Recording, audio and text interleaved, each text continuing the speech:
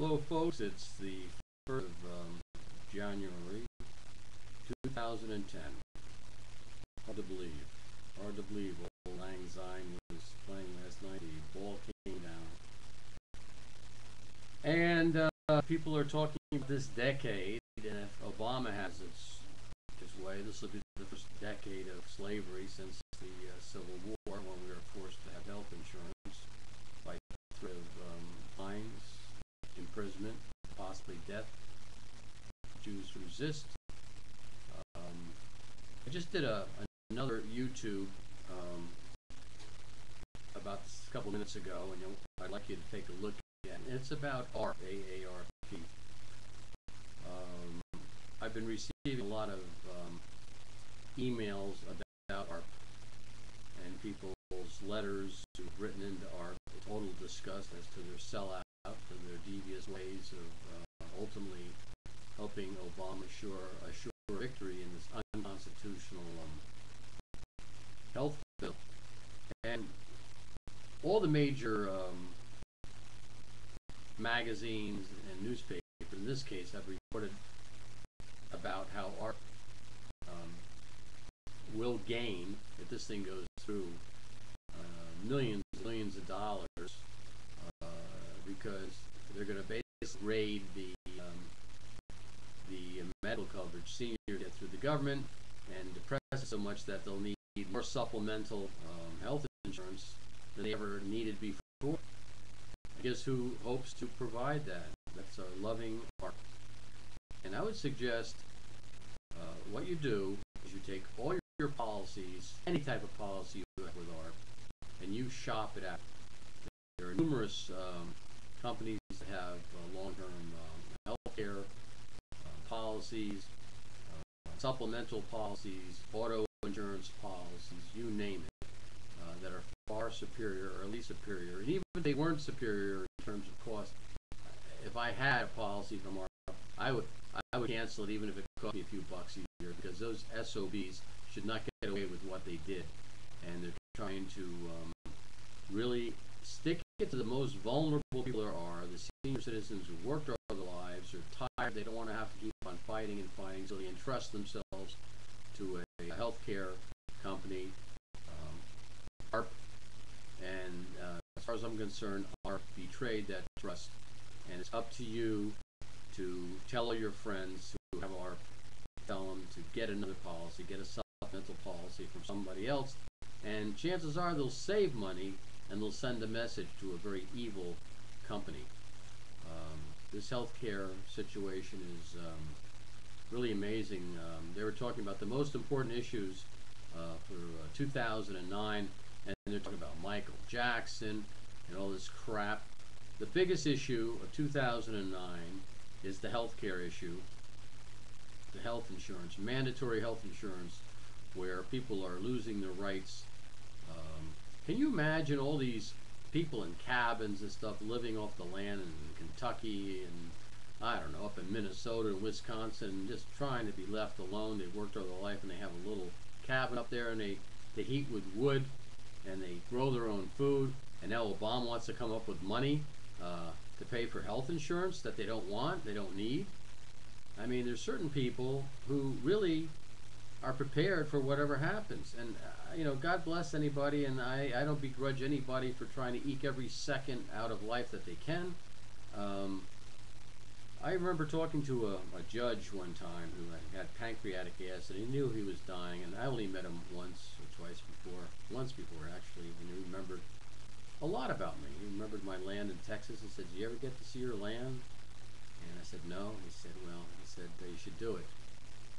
And he said, "What important thing?"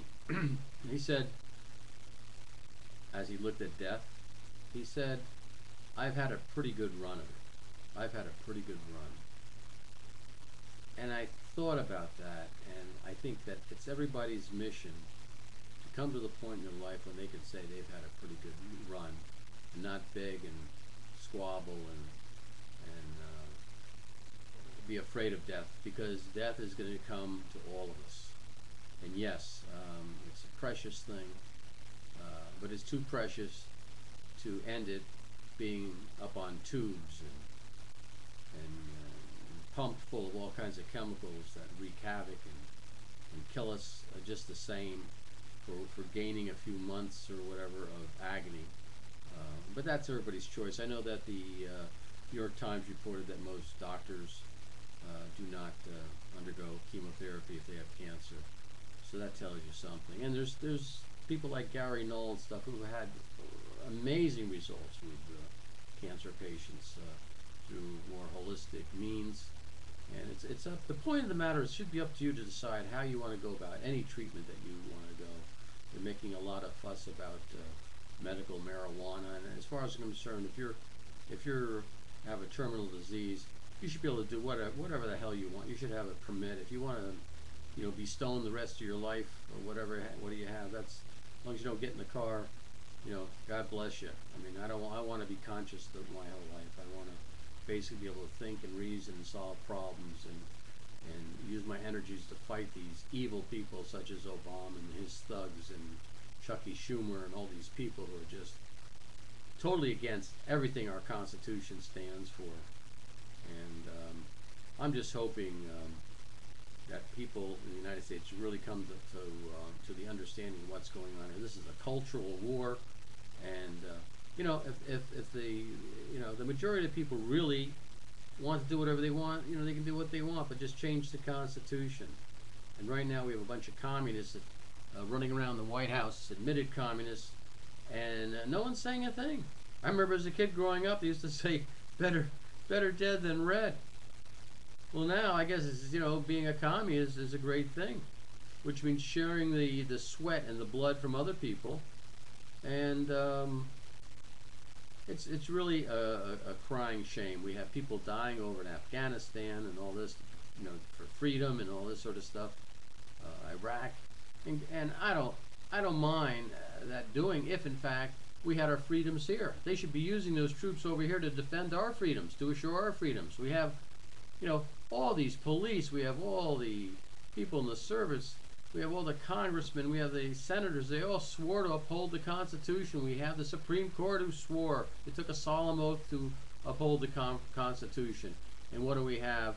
No one's saying anything about the insults to our Constitution. It's a total joke. Even your local township committees and stuff, they pass these ordinances which they know are totally unconstitutional, but they figure, screw you, let them go to the Supreme Court if they have to, and then we'll change it. To me, anybody who knowingly enacts a law, a regulation, a rule that's unconstitutional has committed treason, and there should be laws against that.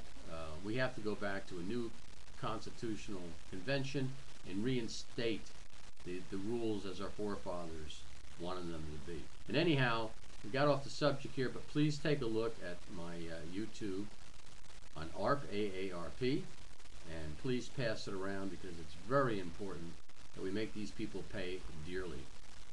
Like I said, this is a cultural war, and all the collaborators, just like they did with the Nazis in World War II, the Nazi sympathizers, they all must pay politically or financially, because what they're trying to do to you and your children, your grandchildren, is unconscionable.